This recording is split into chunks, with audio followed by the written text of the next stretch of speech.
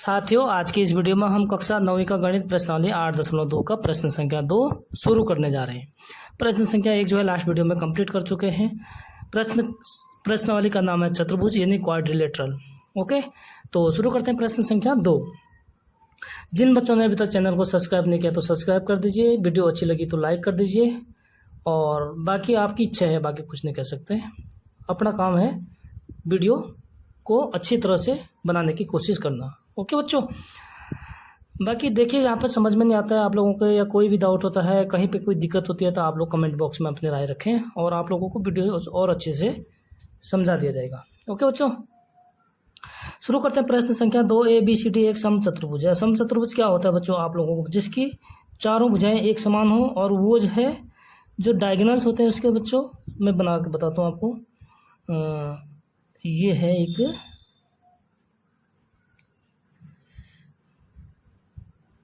समचतुर्भुज बच्चों, ठीक है। सपोज ये है ABC और D, ये हमारे क्या होते हैं, डायगोनल्स होते हैं, ठीक है बच्चों। और इसके जो ये डायगोनल्स हैं ये केंद्र पे यहाँ पे बच्चों कहाँ डायगोनल आपस में प्रतिच्छेद करते हैं 90 डिग्री के कोण पर, ठीक है। ये आप लोगों को इसकी सारी विशेषताएं जो है इंट्रोडक्शन वाले पार्ट में दिए गया है, आप लोग वहाँ से देख सकते हैं। तो और कोशिश करूँगा यहाँ पर अच्छे से समझाने की। PQR और S क्रमशः भुजाओं ABBC और CDDA के मध्य बिंदु हैं। तो क्रमशः है यानी P किसका, AB का, तो AB का मध्य बिंदु P, BC का मध्य बिंदु Q और R है CD का, तो CD का R, और S है बच्चों T, इनके मध्य बिंदु है क्रमशः, ठीक है। तो हम क्या करते हैं, मध्य बिंदुओं को जोड़ देते हैं बच्चों। मध्य बिंदु प्रमेय से ये सॉल्व होगा फिर, ठीक है बच्चों। ये जोड़ दिया हमने इनके मध्य बिंदु, समझ गया। अब देखो बच्चों, दर्शाइए कि चतुर्भुज PQRS यानी ये PQRS एक आयत है। तो आयत की प्रॉपर्टीज क्या होती है बच्चों, एक तो इसके सम्मुख भुजाएं बराबर होती हैं, नंबर 1 तो सम्मुख भुजाएं बराबर होती हैं यानी कि हमें एक समांतर चतुर्भुज प्रूव करना है बच्चों। और दूसरी बात आयत के लिए क्या होती है कि इसका जो एक कोण होता है ये होता है बच्चों 90 डिग्री का।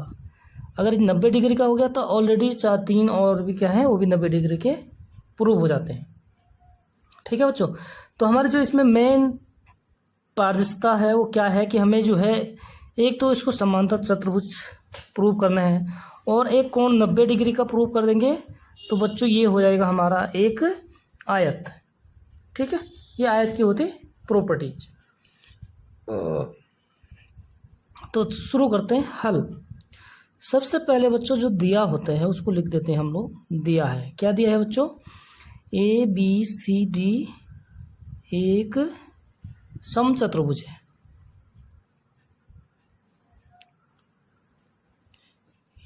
ये एक सम, और PQRS इनके क्या है बच्चों, मध्य बिंदु है, ठीक है। तो सिद्ध करना है। समचतुर्भुज है तो बाकी आप लोग जानते हैं कि इसकी क्या क्या विशेषताएं हैं, नहीं जानते तो आप लोग वहां से देख सकते हैं, ठीक है। तो हमें क्या करना है बच्चों, सिद्ध करना है। ये हेडिंग जरूर लिखना है बच्चों। सिद्ध क्या करना है, PQRS एक आयत है यानी कि इसकी सम्मुख भुजाएं आपस में बराबर और समांतर हो और ये कोण कोई एक कोण 90 डिग्री प्रूव करना बच्चों। तो शुरू करते हैं। देखो हमारे पास जो डायगोनल है AC, ठीक है, यहीं से शुरू करते हैं आप, और ये भी डायगोनल बना सकते हैं लेकिन अभी फिलहाल एक डायगोनल बनाता हूँ मैं। तो देखिए बच्चों, उपपत्ति में क्या करते हैं हम, उपपत्ति में हम जो है क्या क्या करते हैं प्रूफ वो दिखाते हैं बच्चों। तो उपपत्ति में देखो, जब हमारे पास ABCD एक सम चतुर्भुज है, ठीक है, तो मध्य बिंदु प्रमेय क्या बोलता है बच्चों कि जो ये मध्य बिंदु है SR ये क्या होता है, AC के समांतर होता है और इसकी हाफ होती है। तो पहले लिखेंगे हम त्रिभुज ADC में, ये वाला त्रिभुज देखेंगे बच्चों पहले, ये वाला, ठीक है, ये वाला देखेंगे, इसको ना देखो पहले।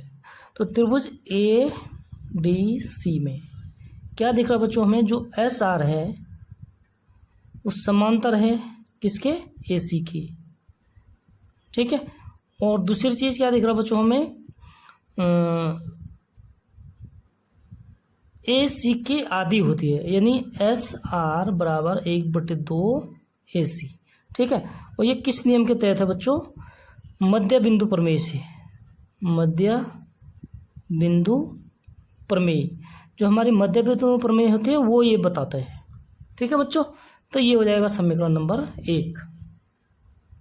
नेक्स्ट बच्चों अगला क्या है कि PQ AC के समांतर है।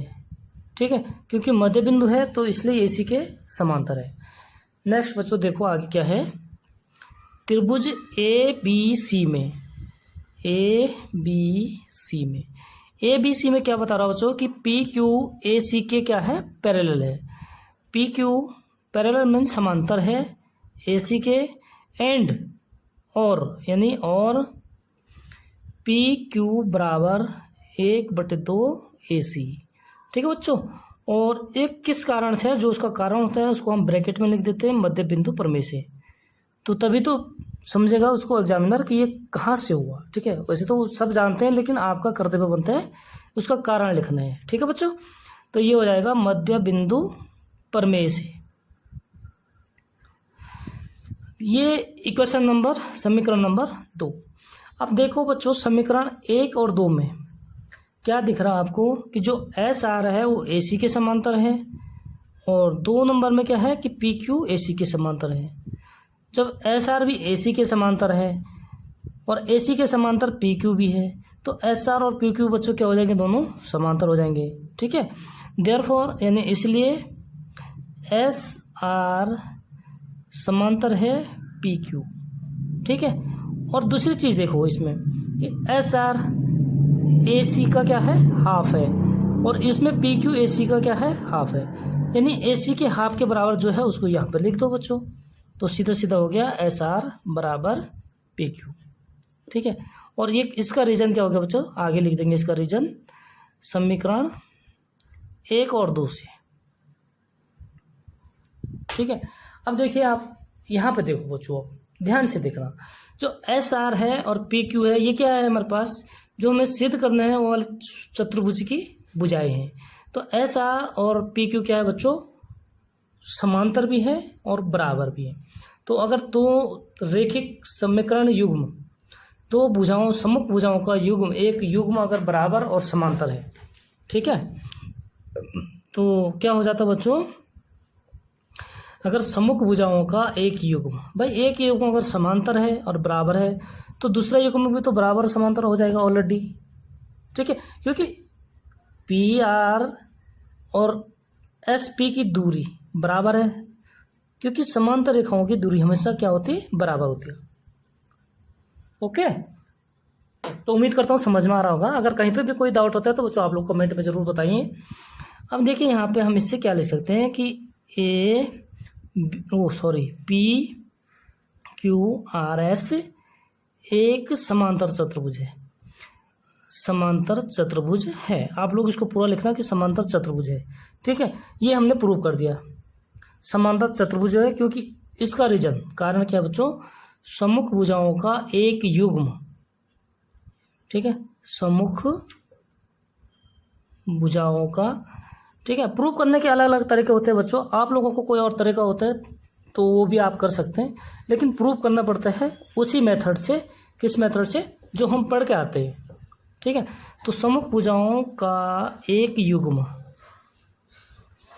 क्या होता है बच्चों, बराबर और समांतर है। ठीक है, बराबर और समांतर है, तो इसलिए क्या है, समांतर चतुर्भुज है।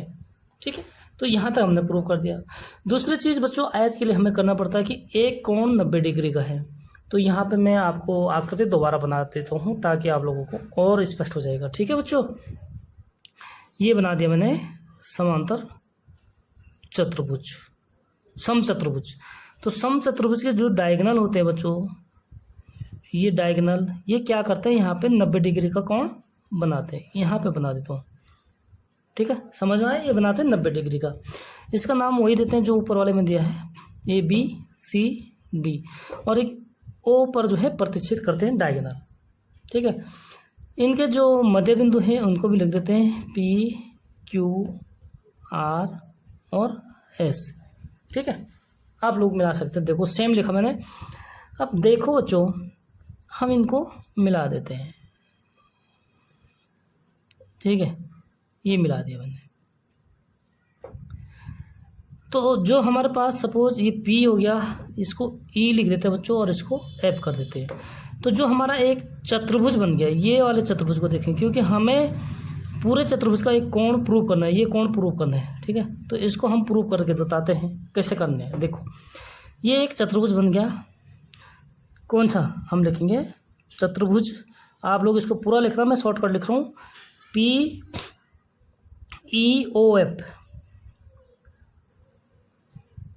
ठीक है, सपोज ये कोण नंबर 1 है बच्चों और ये कोण नंबर 2 है।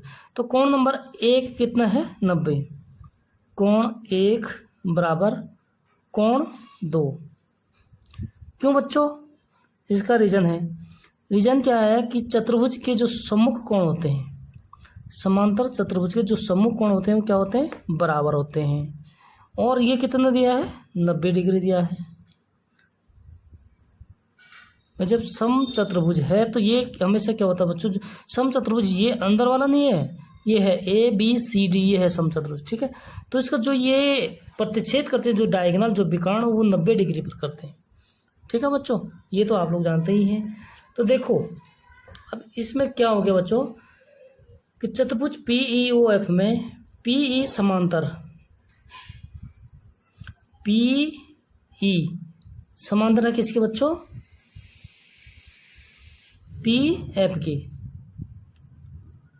PE समांतर है PF की। क्यों? क्योंकि जब ये पूरी लाइन इस पूरी लाइन के समांतर है तो आधी लाइन भी तो आधी के समांतर होगी। ठीक है, तो इसका कारण क्या है कि AC समांतर है PQ। ठीक है, क्यों की लिख देंगे यहाँ पे, समझ गए बच्चों? तो जब ये समांतर है और बराबर भी होंगे बच्चों इस हिसाब से। ठीक है, तो इसी प्रकार जब ये समांतर है तो इसी प्रकार क्या हो जाएगा, ये भी। इसको हम दोबारा प्रूव नहीं करेंगे क्योंकि इसी प्रकार भाई ये भी तो मध्य बिंदु है। ठीक है, और ये भी क्या है? विकर्ण है। तो जब ये पूरी लाइन इस लाइन की समांतर है तो ये आधी भी आधी की समांतर होगी। तो बच्चों हम क्या लिखेंगे? इसी प्रकार। ध्यान से देखो बच्चों, कहीं पे समझ नहीं आ रहा तो बताओ। PE समांतर लिख दिया, EO PE, देखो बच्चों PE किसके समांतर थे? FO के, तो ये FOF यहाँ पे मैं गलत लिख दिया। ठीक है बच्चों, यानी ये ठीक है। दूसरा PE समांतर इसके है क्योंकि DB समांतर है QR, तो DB यहाँ पे सारे गलत हो गए बच्चों, इसको ध्यान रखना। DB समांतर किसके हैं? PS के। ठीक है, PS, ये ध्यान रखना बच्चों, थोड़ा बस यहाँ पे थोड़ा गड़बड़ हो जाती है इस तरीके से। अब इसी प्रकार हमने क्या करना है, ये वाले को समांतर करना है, EO किसके? PF, यानी PF समांतर है EO। और इसका कारण क्या है? क्योंकि ये समांतर है तो PQ समांतर है AC के, यहाँ पर आएगा बच्चों ये। ठीक, तो ये चीज़ हम समांतर कर चुके हैं, तो ये क्या हो जाएगा? एक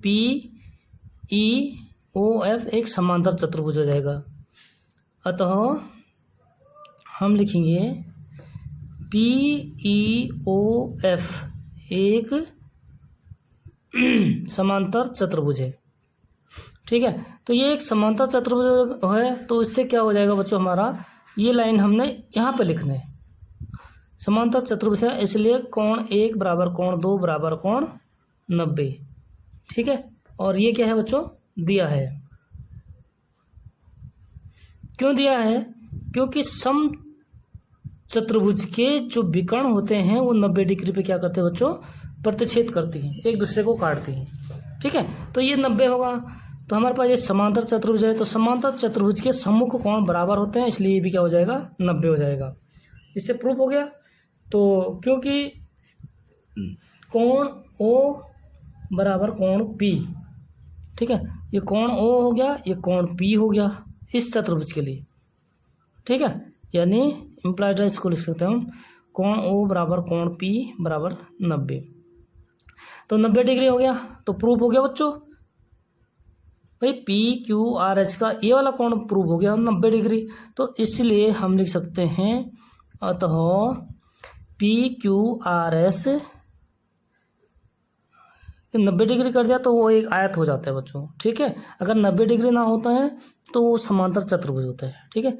तो पी क्यू आर एस एक आयत है। तो यही हमें प्रूव करना था बच्चों। उम्मीद करता हूँ कि आप लोगों के समझ में आ गया होगा। अगर नहीं आए तो कमेंट में फटाफट बताओ बच्चों, ठीक है। और मिलते हैं नेक्स्ट वीडियो में, तब तक के लिए बहुत बहुत धन्यवाद।